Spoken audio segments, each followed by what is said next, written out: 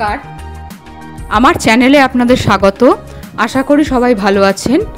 আজকে আমি এর আগের দিন একটা ভিডিও পোস্ট করেছিলাম, তাতে একজন আমার যে ঘরের মধ্যে ওয়ার্ড্রোবটা আছে এটা দেখতে চেয়েছিলেন, তাই জন্যে আমি এটা যতটা সম্ভব আপনাদের সঙ্গে শেয়ার করছি। তার সঙ্গে বৈশাখ মাসে আমার যে তুলসী গাছ আছে সেই তুলসী গাছে ঝাড়া বেঁধে কীভাবে আমি জল দিই সেগুলো আপনাদের সঙ্গে শেয়ার করব। যদি ভিডিওটা ভালো লাগে একটা লাইক করে দেবেন। তো আমার দোতলার এই ছাদ বাগানটা যখন তৈরি করি তখন এটাতে একটা চ্যানেল করেছিলাম, আর চ্যানেলের সবচেয়ে কোণে এই তুলসী গাছটা বসিয়েছিলাম। তো এখন যেহেতু বৈশাখ মাস, এতে ঝাড়া করে জল দিতে হয়। এইটা আমাকে অবশ্য আমার পাড়ার একটা ভাই আমাকে করে দিয়েছে। আর প্রত্যেক দিন আমি গাছে যে দু একটা ফুল পাই সেই ফুল এর মধ্যে দিয়ে আর চান করে উঠে তুলসী গাছে জল দিয়ে দিই। আমিও দিই, আমার ছোট ছেলেও দেয় যখন যার সুবিধে মতো। আর এখন দেখছি এই ঝাড়া দেওয়ার পর থেকে গাছটা খুব বেশি বেড়ে গেছে। আমি এই ঝাড়া করার আগে গাছটাকে ছেঁটে দিয়েছিলাম, মঞ্জরিগুলো খুব বেশি বেড়ে গেছে। তাই জন্য ইচ্ছে আছে কয়েকদিন গেলে সব মঞ্জরিগুলো কেটে দেবো। আসলে মঞ্জরিগুলো কেটে দিলে গাছটা অনেক ঝাঁকড়া হয়। এই তুলসী গাছটা যখন আমি বসিয়েছিলাম তখন একসঙ্গে 4টে বা 5টা গাছ একসঙ্গে করে বসিয়েছিলাম, যার জন্য এখন সবটা একসঙ্গে বেড়ে অনেকটাই বেশ ঝাঁকড়া গাছ হয়ে গেছে। এই মঞ্জরিগুলো কেটে দিলে আরও গাছটা বাড়বে। এই যে এখানে আজকে আমার গাছে এই সাদা ডবল টগরগুলো ফুটেছিল, সেইগুলো আজকে এই ঘটের মধ্যে সাজিয়ে দিলাম আর ওর মধ্যে জল দিয়ে দিলাম। আমার এই যে ছাদের চ্যানেলটা, এটা আমি প্রথমে অন্যান্য পাতাবাহার বসাবো ভাবলেও শেষ পর্যন্ত আমি বোগেনভেলিয়া বসিয়েছিলাম, আর তাতে আমি প্রচুর ফুল পেয়েছি। মানে টবে আমার যা ফুল হতো সেই তুলনায় অনেক বেশি ফুল হয়েছে। কিন্তু এখন আমি ডালগুলো কেটে দিয়েছি, কারণ গাছগুলো এত বেড়ে গেছিলো যে এরপরে বর্ষায় আরও বাড়বে, তখন জিনিসটা আমার সামলানোর বাইরে চলে যেত। এই যে একটু আমের আচার করেছিলাম সেটাও রোদে দিয়ে রেখেছি। এরপর গাছের গোড়ার মাটি আলগা করে একটু সার দেবো। আর একটা গাছ এত আলগা হয়ে গেছিলো যে পাঁচিলের নিচের দিকে নেমে যাচ্ছিল, ওটাকে আমি আবার একটা দড়ি দিয়ে বেঁধে দিয়েছি। এরপর চলে এলাম আমার ঘরের ওয়ার্ড্রোবে। এই ওয়ার্ড্রোবটা তৈরি করা প্রায় 25 বছর আগে। আমার বিয়ে হয়েছিল 24 বছর আগে, আর এই ওয়ার্ড্রোবটা তার আগে তৈরি করা হয়েছিল। সেই সময় এত যে প্লাইউড দিয়ে তৈরি ফার্নিচার, এগুলোর কনসেপ্ট এতটা আমাদের এখানে ছিল না। হয়তো ছিল একটু শহরের দিকে, কিন্তু আমাদের এখানে এতটা এই ধরনের জিনিসগুলো ছিল না। ওই জন্য আমরা কি করেছিলাম, দেওয়ালের ওপরে একটা ঢালাই করে তার ওপরের পোর্শনটা ওদিকে বেরিয়ে আছে, মানে ওদিকে যে ঘরগুলো হবে সেখানে আমি ওপরে একটা বাংকার মতো পাবো, আর নিচের পোর্শনটা একটা 1.5 ফুট জায়গা আমি এইভাবে ওয়ার্ড্রোবের মতো তৈরি করিয়েছিলাম। আমি একা না, আমি, আমার হাজব্যান্ড, তার সঙ্গে আমার শ্বশুর মশাইও ছিলেন, আমরা সবাই মিলে এটা তৈরি করিয়েছিলাম। তখন এইটাকে কভার করতে গিয়ে আমাকে কাঠের স্ট্রাকচার তৈরি করে তার উপরে কাঠ দিয়েই পাল্লা করাতে হয়েছিল।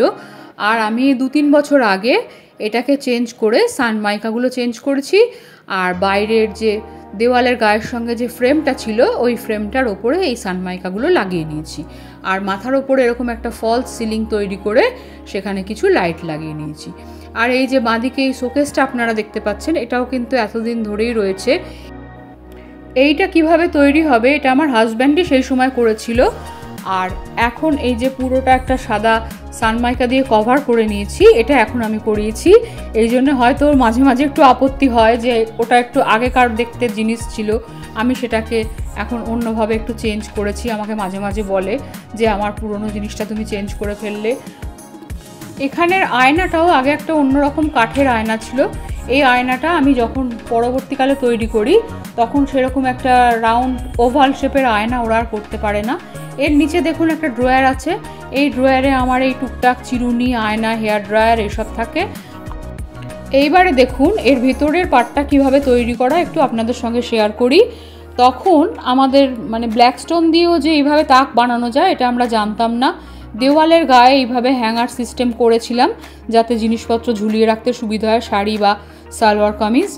আর এদিকে এই যে হুকগুলো এগুলো আমি পরে লাগিয়ে নিয়েছি।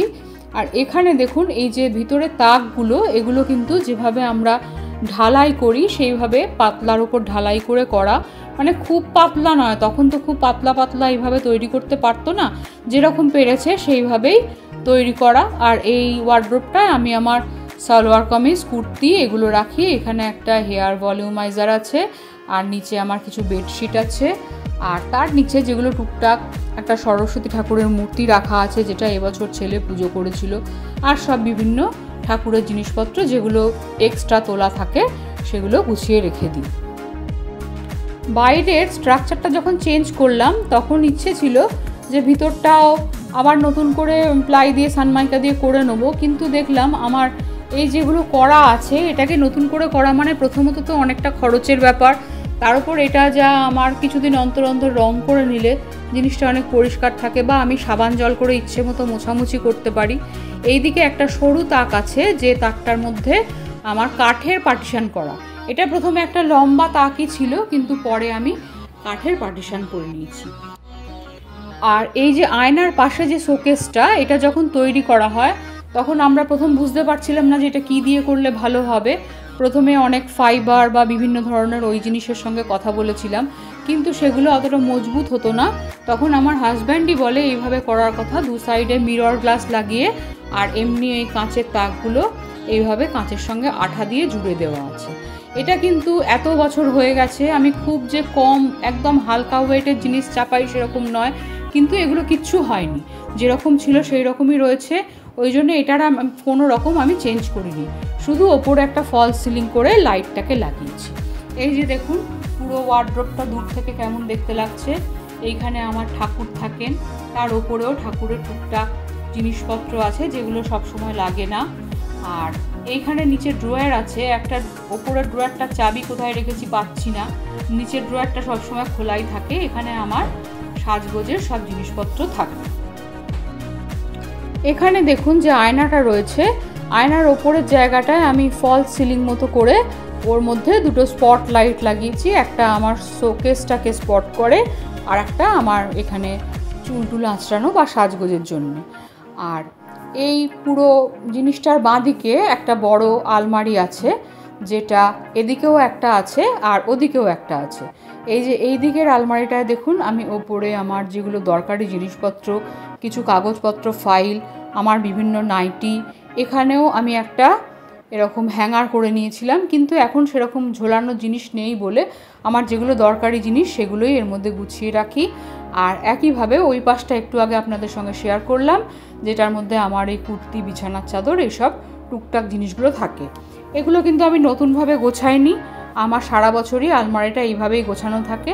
আর এই যে সরু তাকটা আপনাদের দেখালাম, যেটার মধ্যে ওই কাঠের পার্টিশন করা তাকগুলো রয়েছে।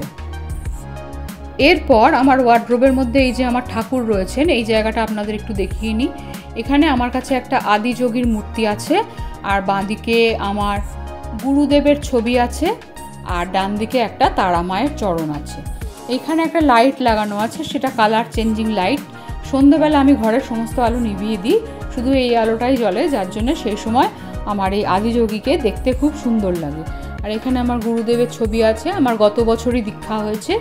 এখানে তারা মায়ের চরণ আছে। এইভাবে ঘরের মধ্যে একটা ছোটোখাটো ঠাকুরের জায়গা আছে, যেটা আমরা প্রত্যেকটা সময় ঘুম থেকে উঠে আমরা দেখি বা নমস্কার করি, বা ঘরের মধ্যে একটা ঠাকুর থাকলে মনের জোর একটু বাড়ে। তো এই আমার ওয়ার্ড্রোবের ওভারঅল লুকটা সবটাই চেষ্টা করলাম আপনাদের সঙ্গে শেয়ার করতে। যদি ভিডিওটা ভালো লাগে একটা লাইক করে দেবেন, আমার সঙ্গে থাকবেন। দেখা হবে পরবর্তী একটা ব্লগে।